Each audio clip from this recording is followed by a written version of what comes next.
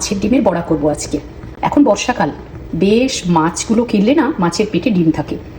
আর আমাদের বাবুমশাই কি করেন, দোকান থেকে কাটিয়ে আনেন না।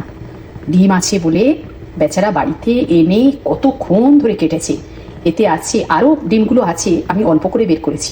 এতে আছে সরপুঁটি মাছের ডিম আর আছে পমফ্রেটের ডিম। ভাবতে পারবেন না কিভাবে ডিম হয়েছে। দেখুন, জলটা অবশ্য ফেলে দেবো, ফ্রিজ থেকে বের করেছি তো, নর্মাল হয়ে যেতেই জলটা বেরিয়েছে। হলুদ মাখানো আছে, মাখেই রেখেছিলেন বাবুমশাই।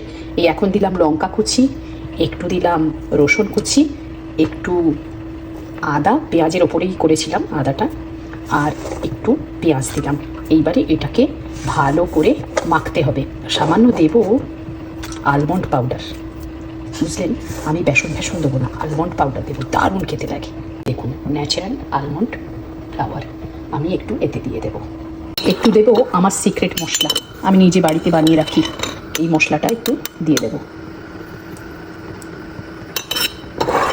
ব্যাস, এইবারে ভালো করে মেখে নেব এটাকে। এই কাজগুলো কোনোদিন করবো ভেবেছিলাম, মাই করতো, এখন আমাকে করতে হয়। ভালো লাগে না এরকম চটকাতে, কিন্তু কী করবো, হাত দিয়ে না চটকালে হবেই না। দেখ, হয়ে গেছে ডিম ভাজা। তুই যদি খেতে চাস খেতে পারিস, হয়ে গেছে। ঠিক আছে, চল।